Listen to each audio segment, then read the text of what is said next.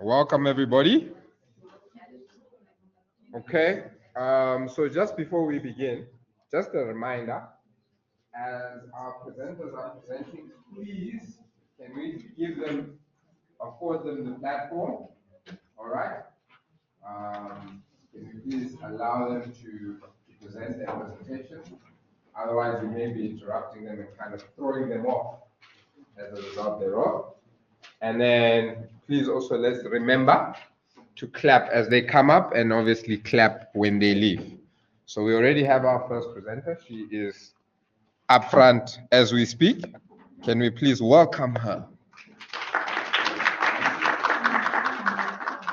Right, awesome. So this is her presentation and she's going to be presenting on customer behavior. I can switch the slides for you. Okay. Whenever you are ready. Good morning, everyone. You guys are good. So I did my presentation on consumer behavior, right? And I found that obviously in business management, there's a different definition of it versus how we come across consumer behavior in economics, and also the psychology version, I guess, of consumer behavior. So if you just please go to the next slide, we'll find that because of these different facets, right, of the study of consumer behavior, right, we'll find these very different definitions, but they're very similar, right, in concepts, obviously within these different disciplines. So in business management, right, consumer behavior refers to the behavior patterns of decision making by individuals and families. These are the people who are somehow directly involved in the purchase and use of a product.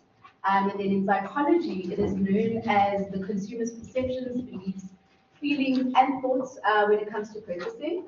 And then in economics, we know that behaviors basically inform what we have recently learned about opportunity cost, right?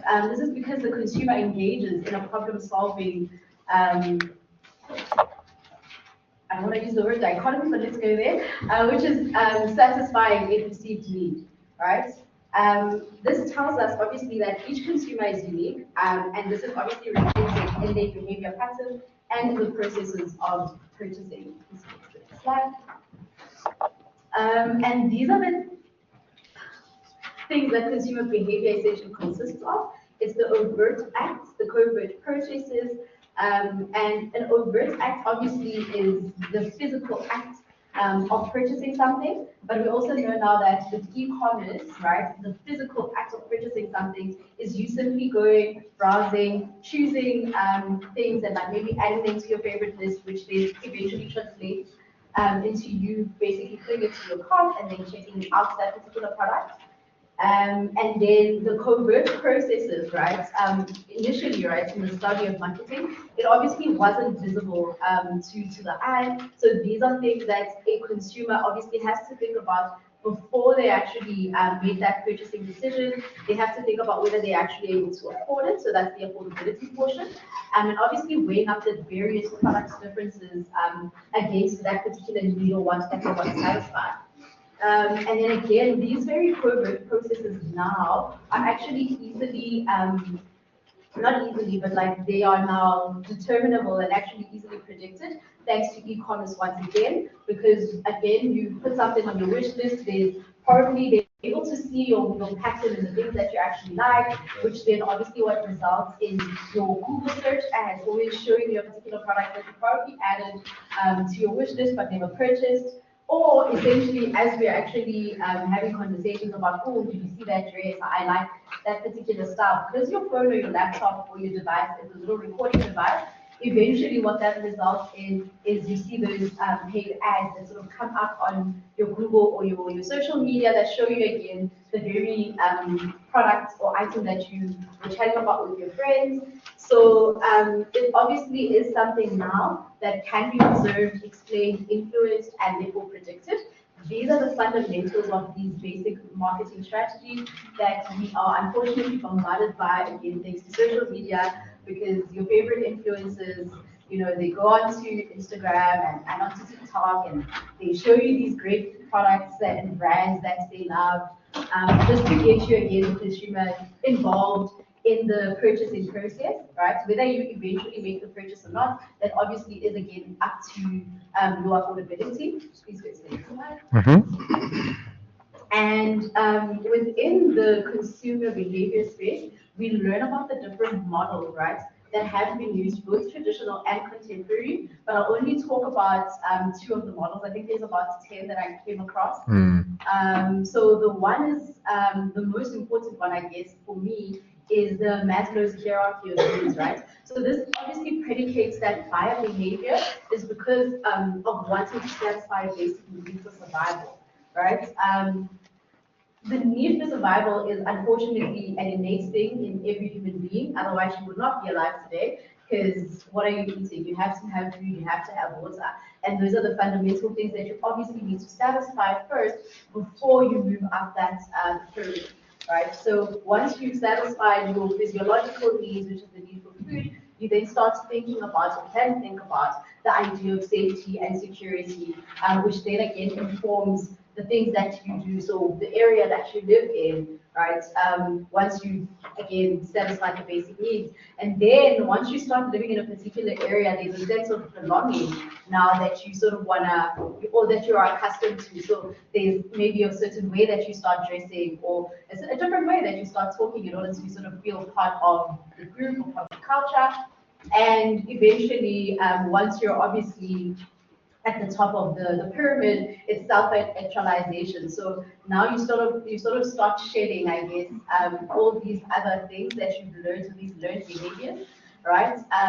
Which are things that we obviously, or that arise from your lived experiences, as I said, as you move up the hierarchy. Yeah, the things that you obviously learn as you go up, or as you sort of climb up this pyramid, eventually include things like fear and guilt, right? We know that obviously, the more you make money, the more of your purchasing, the more purchasing power you have, and again, your spending behavior also changes a little bit. I have a friend of mine who shall not be named, and obviously not in this class, but I introduced him, unfortunately, to something called One Day Only. And on this particular website, what they do is, it's an e-commerce website. They sell things every single day, different items, on ridiculously low amounts of money, like low amounts, right, to the actual value of the thing. And every second day, I find that this person is checking the website and now buying things that they don't necessarily need, but they have the ability now, right, financially to actually afford, these things. And the most recent purchase from this particular website is something that cost, copious amounts of money, even as he purchased it. But the value of the thing was around 100,000 rand, right? But how much he purchased it for was significantly less. I think it was around 10,000 rand. So again, because of the development and also the purchasing pattern changing with the change or the step up in the pyramid, we can obviously see, we observe a different behavior pattern there.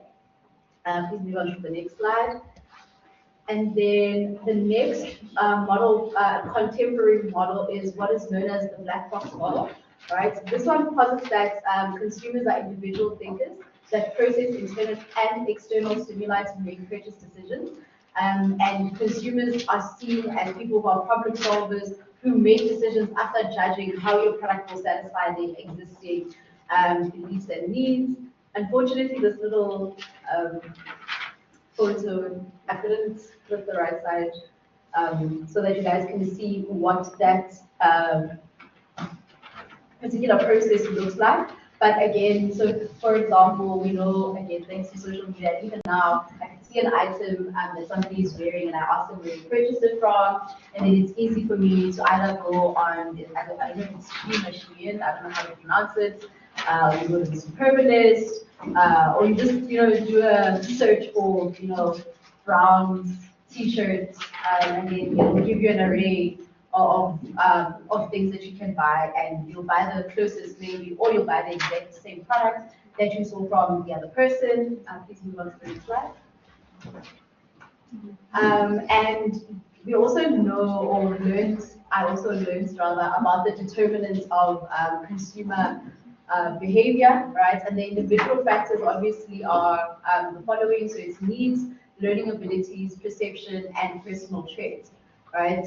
So these are the things that obviously inform any purchasing decision that a consumer will make. What are my needs, right? So if I'm on 50 Rand right now, and let's say, for example, I haven't had breakfast or lunch today, but there is an item on sale at Cotton On for 50 Rand, I would obviously need to, weigh out my decision about what's more important, food or the item on sale. So those would obviously be one of the decisions that I need to make as a consumer, based on like what my needs are. And then a person's learning abilities, right, are the things that make the brand or product easy to remember and associate with benefits, or learning something new, right, from the particular product. And again, once you are in the habit of buying things, there's certain brands that you lean towards because you know that there's a particular benefit that you're looking for. So again, recently, myself as an example, I had a very strange breakout on my face, and I had to change products.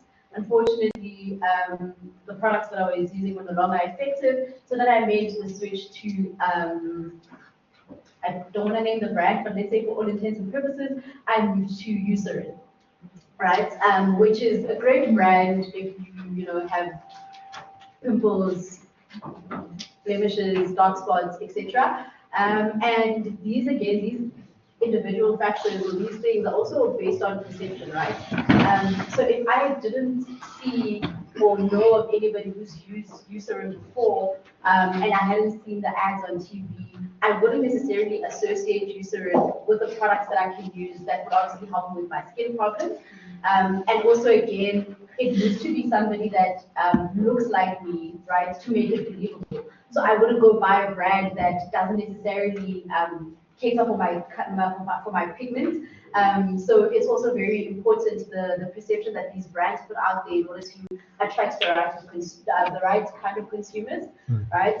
So people do tend to attach their own interpretation to a message. So we know that we're very fickle. A couple of years ago, there was an issue with H&M where they called unfortunately black people monkeys, and that caused a bit of an uproar, and certain people deciding that they're no longer going to spend their money buying anything from H&M. So again, these are the things that brands need to take into consideration when it comes to consumer behavior, right? And the ads and the type of brand that they communicate to you and myself as a consumer that they are. And it's important that their ads obviously must be simple, they must have impact, and the promise to satisfy whatever need it is that a consumer has.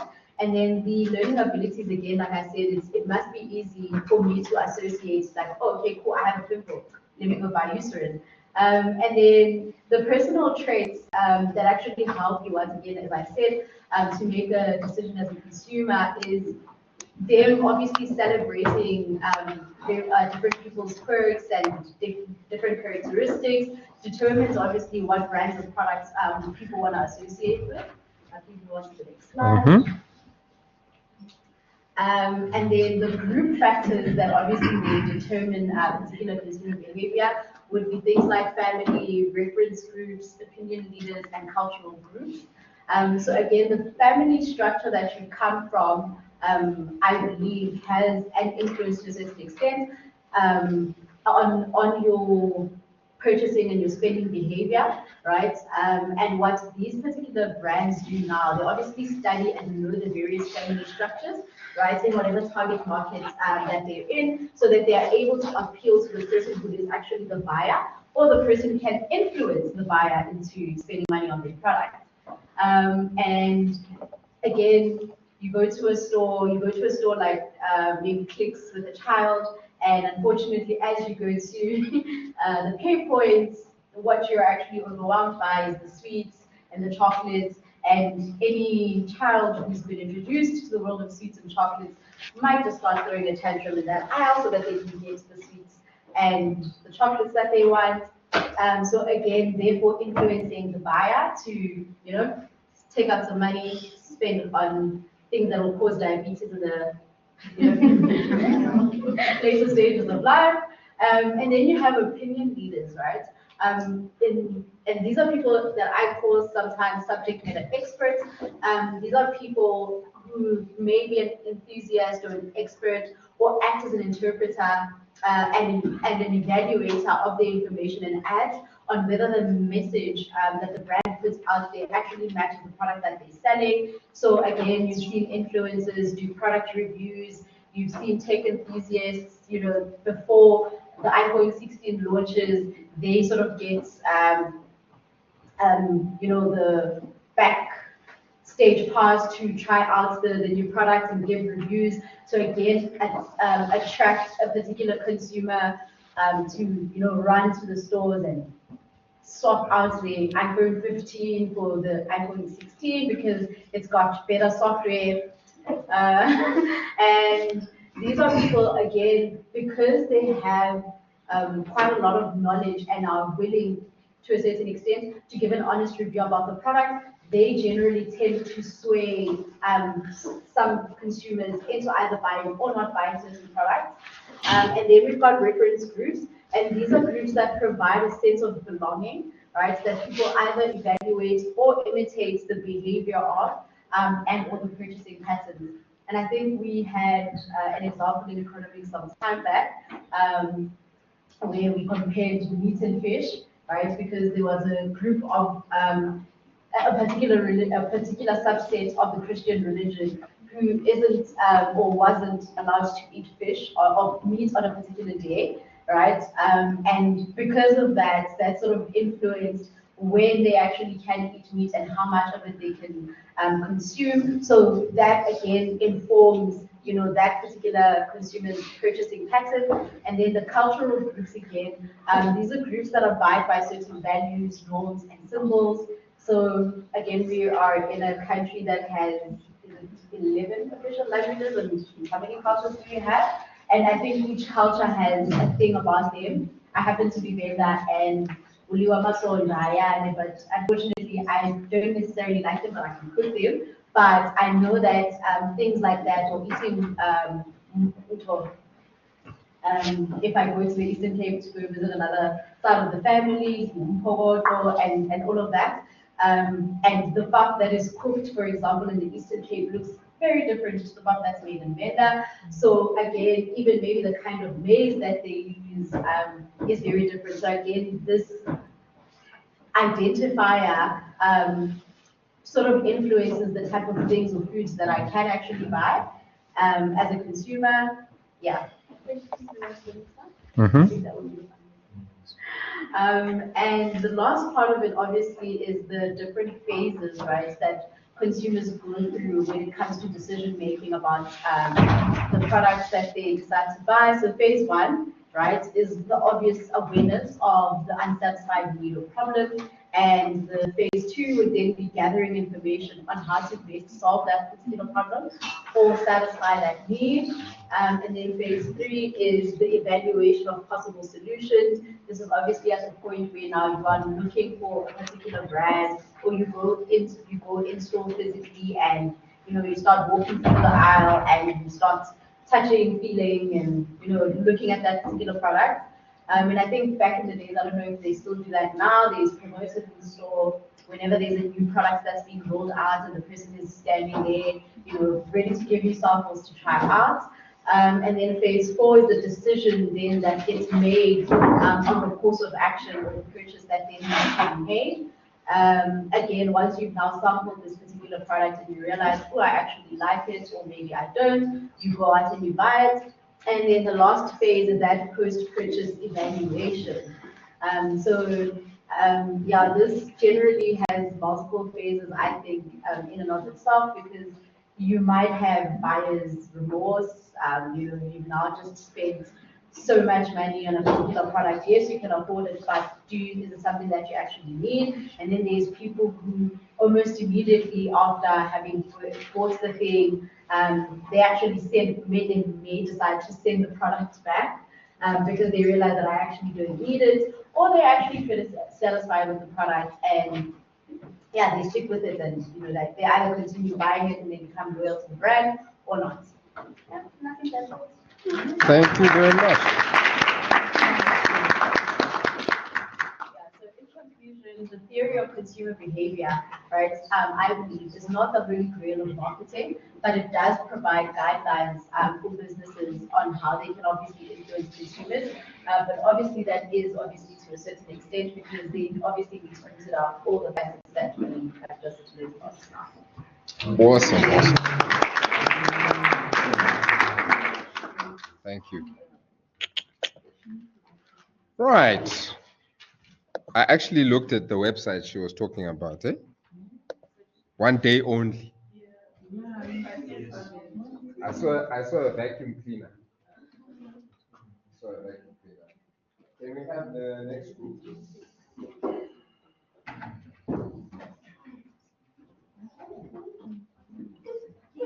And then after this,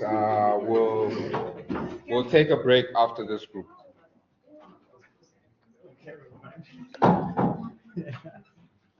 Okay.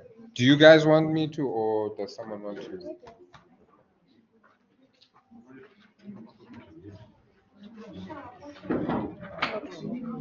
Just put them in PowerPoint for you guys.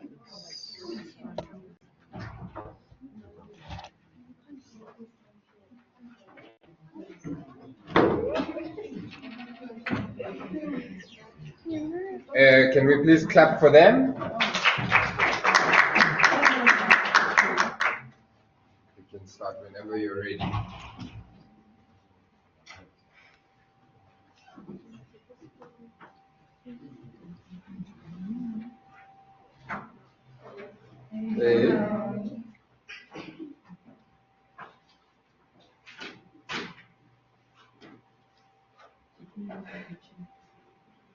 The nature of marketing.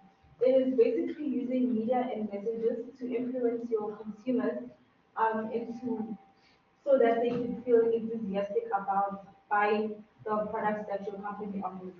It is a process of influencing, reminding the consumer as well as persuading the consumer to buy your product. It highlights the significance of understanding your target market. Modern brands use marketing to differentiate themselves from their competitors as well as to grow revenue. Elements of marketing include advertising, which is described as a paid promotion for the product that your business will be selling. Brands serve ads to consumers in a context whereby they interrupt whatever you are selling. In traditional marketing, ads can be found in places like cinemas, television, radio stations. The message must be understood by the target market. For example, the Share a Coke campaign by Coca-Cola was a creative and unique marketing strategy that aimed to connect with consumers on a deeper level. The campaign featured Coca-Cola products with popular names and endearment and terms of endearment on the label such as friend, buddy, as well as sweetheart. The campaign successfully drove sales and created a sense of nostalgia and personal connection with the brand. The advertising message must be formulated with careful consideration. The three main components include the heading, which attracts consumer attention as well as develop the most important message. The illustration stimulates interest and invites the reader to read the content.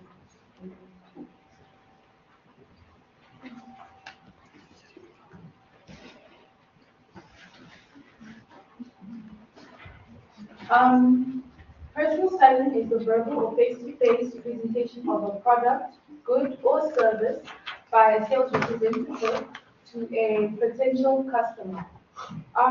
What are sales representatives? Sales representatives are people which are sent by a business to convey what they have to offer, what they have, and how they are going to produce it to people so that they will be able to buy or be interested to buy. The roles of sales representatives. Sales representatives are important to a business because they help encourage potential buyers to buy their products or want to use them. Sales representatives also assist in bringing revenue in a company or a business due to their face-to-face consultation. An example of a sales representative is when a pharmaceutical company sends one of their representatives to a company such as Pfizer in order to explain to them how that if they purchase their products, it will assist them as well as assisting the business. Then we have digital direct marketing. Direct marketing is a form of marketing that is used via advertising, using television, social media, or the radio to communicate with people that will be able to listen or see those certain ads. The benefits of direct marketing is that it helps shopping become a better convenience to people because at this point people are now able to shop online. They can use their online store to get what they want, and it also gives them a sense of security when they're shopping because there won't be any biased decisions or there won't be any theft that occurs. And then sources used for direct marketing. Direct marketing has various sources that can be used to represent their product or to advertise their product, such as telemarketing, ads, or emails. Once those ads have been sent out to the people, people can now purchase these products using various apps or websites such as Takealot, Alibaba, or Amazon. Good morning, guys. I'll be touching on sales promotion and publicity. Sales promotion consists of those marketing communication methods that are not normally classified as advertising, personal selling, direct marketing, or publicity, without complementing other elements that try to influence consumer behavior. Examples of such methods are pins, caps, t-shirts, notepads, displaying a brand name, a short sales message, and handing out small samples can be seen as sales promotion. Sales promotions often have a short-term objectives, for example, to introduce a new product to the market. Publicity. Marketing publicity is a powerful tool for businesses for several reasons. Firstly, it builds brand awareness. When your company, product, or service is featured in the media, it reaches a broader audience, raising visibility and recognition. Secondly, it boosts credibility. Publicity is not always free, as suggested in the definition. A business often always has to spend large sums of money on favorable mentions in the press, on radio, or television. For example, McDonald's donating money to obesity research, which created a lot of publicity for the company itself and made people aware of the effects. Businesses often sponsor sports events or donate large amounts of money to charity, and this shows its responsibility towards the community, and in addition, it gets free mention of its name or product in the media. Thank you.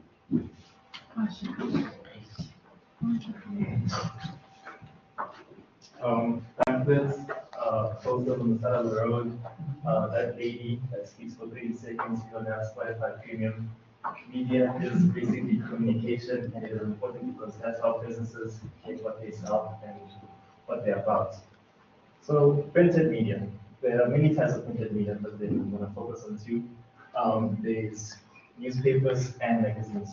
Newspapers are available in various languages to accommodate people in both rural and urban areas. But the newspapers have, in the last decade or so, had a massive decline in readers because of things being available online, which is obviously quite easy and convenient for everybody else.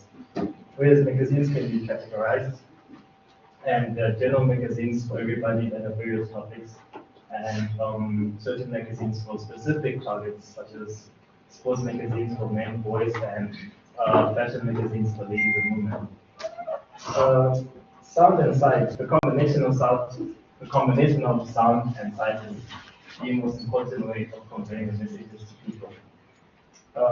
Key media, so radio and television, they are primary media for sound, and these are television such as your news reports, and specific people again are gonna read and watch specific things, such as the Forbes. Not everybody gonna be keeping up with the Forbes list.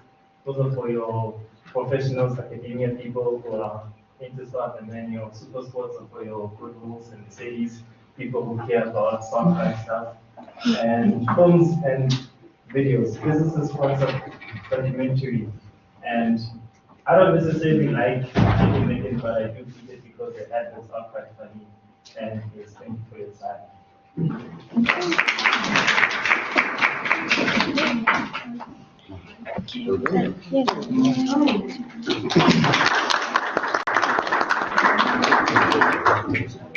Okay. Thank you very much. Thank you very much.